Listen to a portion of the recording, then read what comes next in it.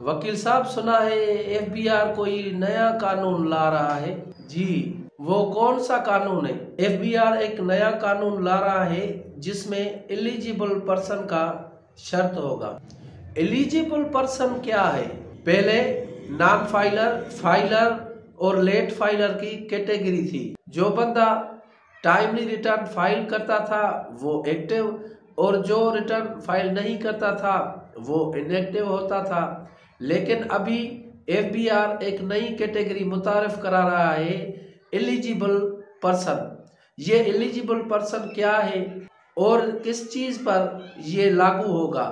जो बंदा प्रॉपर्टी या गाड़ी खरीदेगा तो एफबीआर पहले ये देखेगी कि वो एलिजिबल है या नहीं है।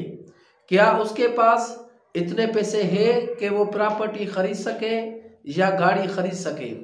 क्या उसने अपने टैक्स रिटर्न में ऐसे असेट्स डिक्लेयर किए हुए हैं जिनमें से ये जाहिर होता हो कि इस बंदे के पास इतने पैसे हैं, ये एलिजिबल है कोई भी प्रॉपर्टी खरीद करने के और कोई भी गाड़ी खरीद करने के? पहले यूं होता था कि जो बंदा प्रॉपर्टी खरीदता था तो वो टैक्स बचाने के लिए अपने आप को फाइलर करवाता था। जो टैक्स नॉन फाइलर के लिए 12% और लेट फाइलर के लिए 6% बनती है, तो बंदा अपने आप को फाइलर करवा के वो 6% टैक्स भर लेता था। अभी यूं हुआ है कि एफबीआर ये देखेगी कि जो बंदा प्रॉपर्टी खरीद कर रहा है क्या उसके पास इतने पैसे हैं कि वो ये प्रॉपर्टी खरीदे या गाड़ी खरीदे।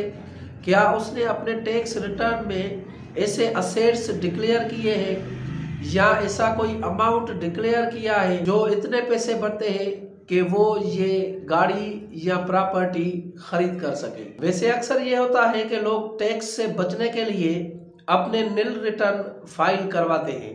तो जिन्होंने भी ये निल रिटर्न फाइल करवाए होंगे या अपनी वेल्थ स्टेटमेंट में अपने असेट्स डिक्लेयर नहीं किए होंगे, चाहे वो गोल्ड की शक्ल में हो, एनिमल्स की शक्ल में हो या प्रॉपर्टी की शक्ल में हो या कैश इन हैंड के शक्ल में हो, वो अपने असेट्स डिक्लेयर नहीं किए और निल रिटर्न फाइल कर ली टैक्स से बचने के लिए।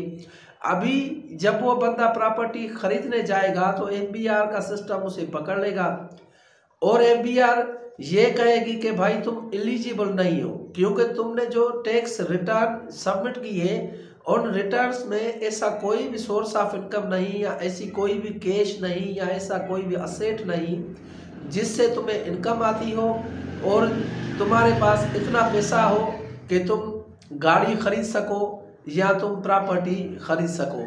तो ये बिल असेंबली में है, ये प्रपोज्ड बिल है और चंद दिनों में हो सकता है पास भी हो जाए। और एफबीआर के नए कानून में क्या शामिल है?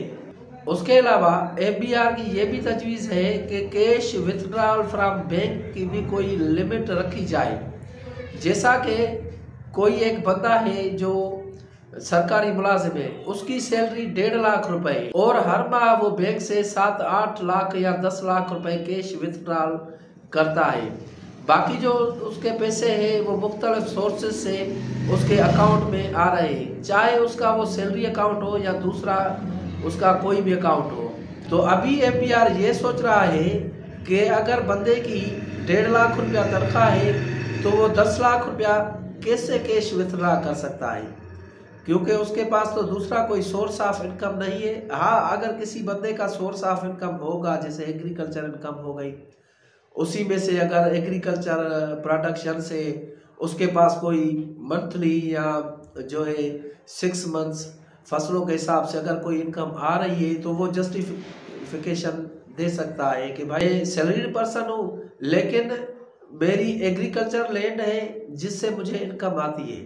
लेकिन वो भी तब होगा जब उसकी एग्रीकल्चर लैंड टैक्स रिटर्न में शामिल की गई होगी और उसकी एग्रीकल्चर इनकम भी टैक्स रिटर्न में दिखाई गई होगी। ये इंतहाई मुश्किल होगा, ख़ास तौर पर सरकारी मुलाजिमीन के लिए, जो तनख्वाहदार तबका है उनके लिए मुश्किल होगा। उसके अलावा ये कैश विथड्रॉल वाला कानून उसके लिए भी मुश्किल होगा जो बंदा कारोबार तो कर रहा है लेकिन अपने आप को सेल्स टैक्स में रजिस्टर नहीं करवाया, अपने रिटर्न्स में कम दिखाइए इनकम टैक्स से बचने के लिए और बैंक से 20-30 लाख रुपए हर माह ट्रांजैक्शन हो रही है, तो उन बंदों के लिए भी, उन कारोबारी हजरात के लिए भी ये मुश्किल होगा कैश विथड्रॉल वाला कानून।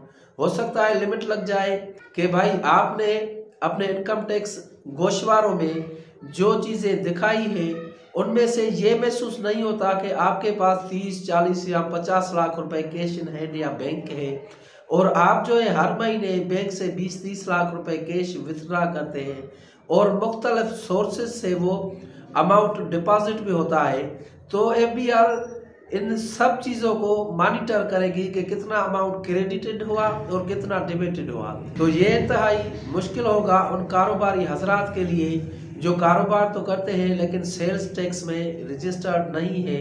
वो कारोबार ज़्यादातर कैश में करते हैं, लेकिन वो जो उनकी डेली इनकम है या मंथली इनकम कारोबारी हजरात की, वो इनकम बैंक में डिपॉजिट कराते हैं, फिर कैश विथड्रॉ करते हैं। अगर उन पे लिमिट लग गई कि भाई 3 लाख तुम निकाल सकते हो, तो फिर उन कारोबारी हजरात के लिए इंतहाई ये मुश्किल होगा। अभी वो लोग जिनके दोस्त, अहबाब, रिश्तेदार उनके अकाउंट में पैसे भेजते रहते हैं, तो उनके लिए भी ये मसला होगा। उनको ये जस्टिफिकेशन देनी पड़ेगी कि वो पैसे क्यों आए, किस मकसद के लिए आए।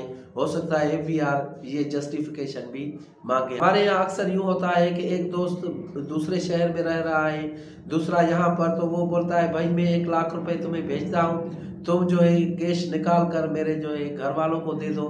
तो अभी उनके लिए मसला होगा, ये जाहिर बात है। मुझे फाइलर बनना था, एक मरतबा मैंने ऐड देखा और उसी से रब्ता किया और उसी से अपने आप को फाइलर करवा लिया, रिटर्न भी फाइल करवा लिए। उसी ने न मुझसे बैंक स्टेटमेंट मांगी और न ही असासों की तफसील मांगी, जबकि मेरा अच्छा खासा कारोबार है। हो सकता है उसने मेरी नील की रिटर्न फाइल कर ली हो। फाइलर बनना और टैक्स रिटर्न्स फाइल कराना ये मुकम्मल लीगल इशू है, जिसे एक वकील ही समझ सकता है। और फाइलर बनते वक्त या अपने टैक्स गोशवारे सबमिट कराते वक्त किसी वकील से रब्ता करें, टैक्स कंसल्टेंट से रब्ता करें, ताकि वो आपके जो टैक्स रिटर्न है वो अच्छी तरह से फाइल कर सके।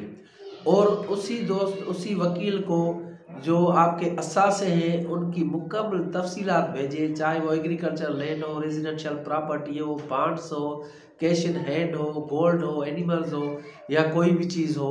वो आप अपने जो टैक्स प्रैक्टिशनर, जो आपका वकील है, उसको अच्छी तरह से बताएं। टैक्स रिटर्न फाइल करते वक्त आपके जितने भी अकाउंट्स है, जितनी भी बैंकों में है, उन सब की बैंक स्टेटमेंट लाजमी लें और उसी वकील को वो बैंक स्टेटमेंट भी दे। और अपने जो यूटिलिटी बिल्स हैं आपके, वो भी अच्छी तरह मेंटेन करें और वो भी जो टैक्स प्रैक्टिशनर है उसे दे, ताकि आपके इनकम टैक्स रिटर्न अच्छी तरह से फाइल हो।